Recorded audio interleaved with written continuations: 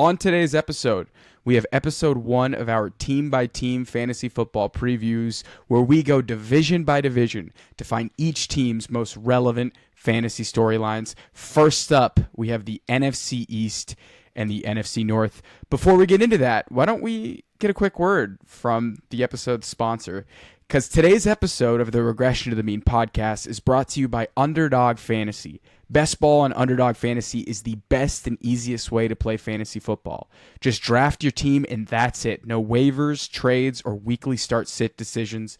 Underdog will automatically play your best players at each position every week. Sign up today with promo code RTM to receive a 100% deposit match up to $100. You can sign up for as little as $10 to start drafting today. All right. Team-by-team previews, fantasy storylines, looming questions. This is the kind of stuff that gets me up out of bed when we're talking redraft. So let's start with the NFC East. Aidan, why don't you kick things off with the Dallas Cowboys? I think there's a couple pretty big storylines here with Dallas. I think the first one is what does this offense look like without Kellen Moore calling plays and Ezekiel Elliott now being gone? I think the two biggest people that you're looking at in this offense, obviously, are Tony Pollard, who will benefit from Zeke being gone, and CeeDee Lamb, who's obviously their bona fide wide receiver 1. Tony Pollard finished last year as the RB8 with about 15.5 points per game. I personally see room for growth there. Zeke had close to 250 touches, so I think out of the two, there's probably the biggest room for him to maybe notch up into the top 5, top 4 PPR running backs. As far as CeeDee Lamb, he finished as wide receiver 5 with just under 18 points a game. I find it really hard that he hasn't already hit his ceiling. I don't see him passing the guys like JJ Chase or some of those really bona fide high volume wide receivers, but we'll see. So I'm personally more bullish about Pollard at ADP than CeeDee Lamb for that reason, given that Mike McCarthy has already said like he's perfectly fine with running the ball into the ground and giving his defense a rest. And lastly, I'd say a quarterback that I know we've already touched about that is pretty safe in my eyes from a fantasy perspective is Dak Prescott. Whether he's kind of your late end quarterback 1 or he's kind of your double dip QB2 there, I think the floor is really high there, especially coming off his injury. So it's going to be a really interesting offense. I think they're going to score a ton of points. Should be a really fun offense to watch. I think I just got the chills. You just said double dip QB option. Are you saying that Dak Prescott is the perfect 2 QB approach in redraft where like you draft Anthony Richardson and then you have like the safety of Dak Prescott? Is that what you're pitching? If that was my QB room, I would be doing cartwheels sprinting to the draft board to get them up. So yeah, I think that'd be awesome. He's, not going to be the most expensive given that his rushing ability has definitely been zapped, after some of these injuries. So he's probably going to go in that quarterback, 10 to 15 range, which in my opinion is really safe. Like we've seen what his floor is. It's not the riskiest of quarterbacks in that kind of range. I think you could do a lot worse at that range. Brandon Cooks is a nice addition too. I'm intrigued by the Cowboys. Keegan Thompson, are you buying or fading the Mike McCarthy Cowboys in 2023? I would take a piece of Pollard, Lamb, and Dak, and even some swings on Brandon Cooks as well. And I've also got some Gallup, and especially in best ball formats. I think the offense is going to be really good. I'm not so sure it'll be as pass heavy, obviously with the Mike McCarthy now calling plays, but I think it actually might be better for Dak, like a more balanced attack, like less opportunity for turnovers. And he's never really been that much of a turnover prone quarterback. He just had a kind of one-off season. So I think it's better for Dak, great for Pollard. Hoping they don't sign anybody at running back. I'll be watching that situation closely, and I'm all over CeeDee this year. Keegan, tell us a little bit about the Eagles and some of the biggest storylines that you see coming out of the Eagles in 2023 for fantasy. For me, the Eagles' year, especially fantasy-wise, is all about Jalen Hurts this year. This is potential QB1 in fantasy this year. I know I've made some comments on other podcasts that we've done about how high I am on Lamar and his potential to reach QB1, but I think Jalen Hurts is my safest bet for QB1 in fantasy this year. A couple of reasons why. QB push, like the tush push, not outlawed. They did not change that. Red zone usage for Jalen Hurts this year is back in a big way, and I don't see them abandoning that. I also don't think there's any pressure to take run game opportunities away from Jalen Hurts. I think his floor is so safe as a runner, and it's really high. And as a passer, The second thing that I'm looking at in the Eagles here is I don't even know if we've seen like the full capacity of Jalen Hurts' passing game ability as a fantasy quarterback. If you just go look at the splits by quarter last year, Jalen Hurts in this is the entire year of fantasy football season. He threw 60 pass attempts in the fourth quarter. That's it. Insane. Just 60 pass attempts in the fourth quarter. Insane. And another stat from their offense that like this kind of revolves around Jalen Hurts as well too is when losing, like from playing from behind, he only had 81 pass attempts. He threw like 109 or 110 pass attempts while tied and like well over 200 pass attempts while leading. So what I'm saying here is there is actually more left on the cob of this piece of corn that is the Eagles offense. There is a lot of kernels left in this passing game. Wow.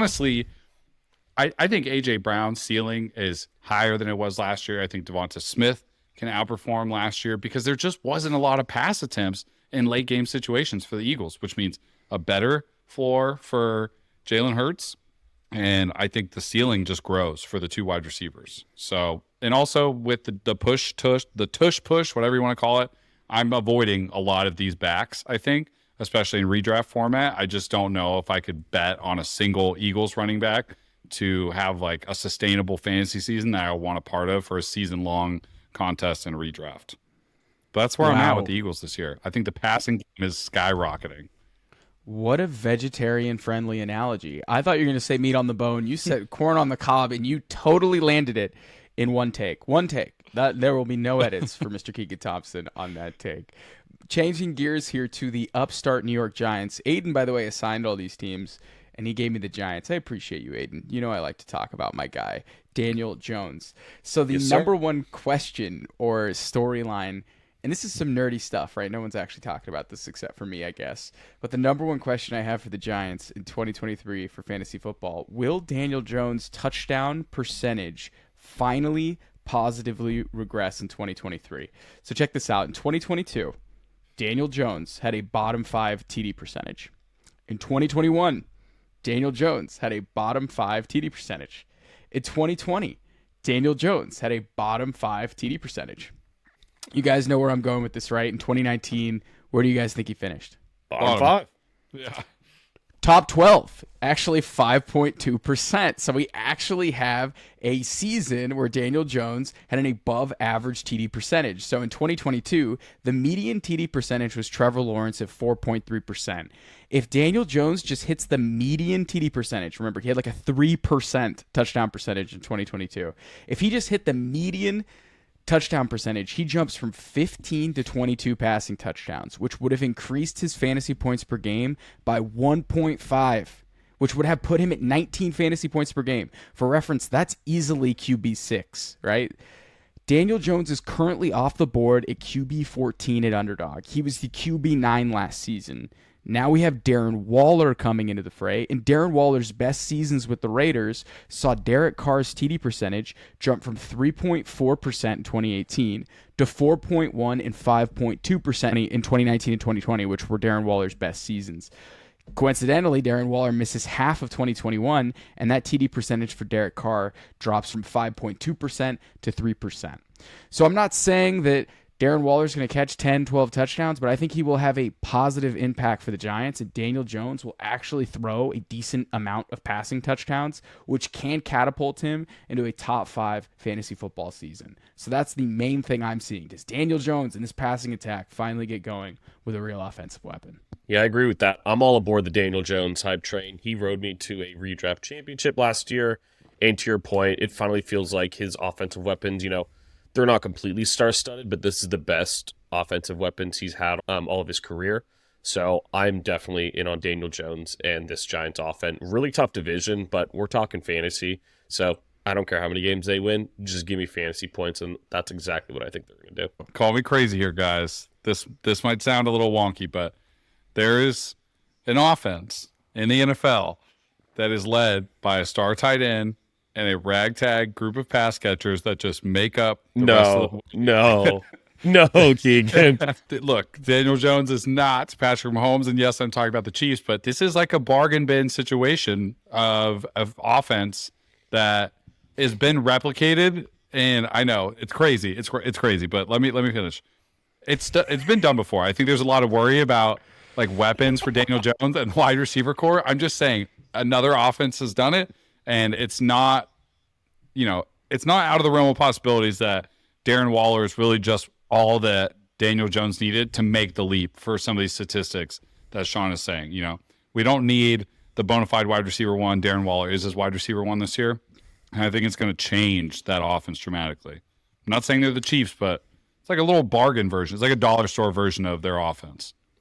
I did not have that on my bingo card. Yeah, that's I like did not 99 have cent store. Daniel Jones and Patrick Mahomes correlation. Oh my goodness, best ball brain comparison. I didn't have that on my bingo card.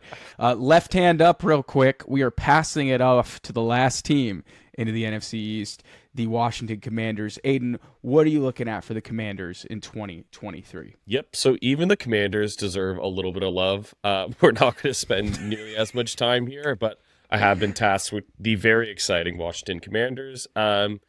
So in my notes here, the first thing I have is just what the hell is going on in Washington? You tasked yourself. You tasked yourself.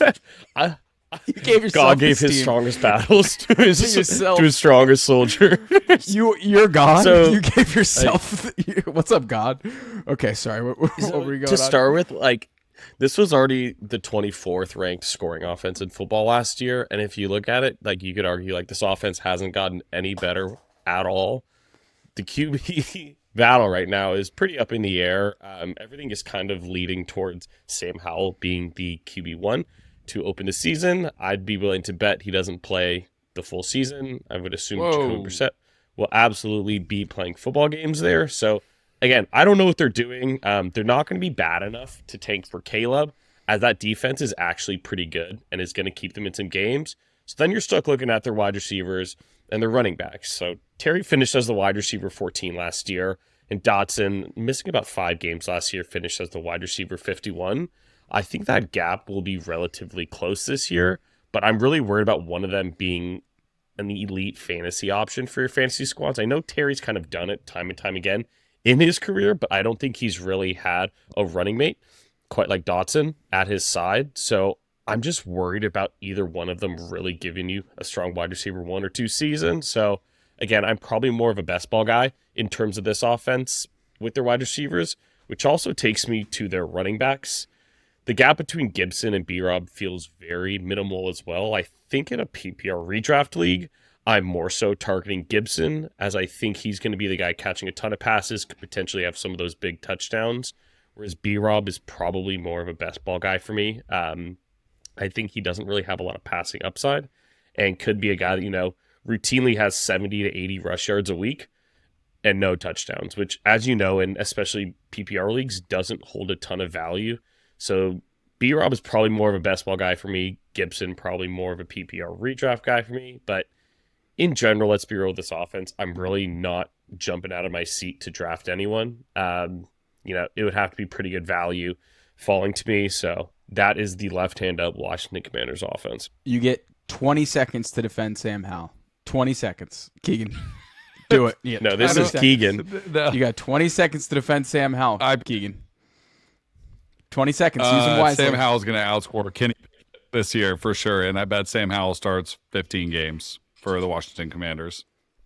Okay, so Sam Howell looked terrific in powder blue UNC, so that's my biggest argument all I need for him. to say, yeah. Man, those Tar Heels jerseys looked exactly. Awesome. Wow, that was it. He just made a statement. He didn't even defend him. He didn't even have a stat. We're just gonna leave it at that. That's as hot as you're gonna get. Real quick, I can't quote the exact stat, but this division is very interesting because I don't think the same team has won this division in back-to-back years in the past 10 years. Real quick, who do you think wins the division this year? Giants. I would go Dallas Cowboys. Oh. I'm going to go Dallas with their offense. Cowboys defense. is my pick. I think the Eagles' schedule is going to be a little bit tougher, but I like Dallas this year. And that would actually continue the trend of the same team not winning it back-to-back for 10 years straight. It's something ridiculous. I thought when you brought that stat up, you were about to suggest a world that the Manders were going to win the NFC East, and I almost pooped my pants, Keegan. That would have been just absolute insanity.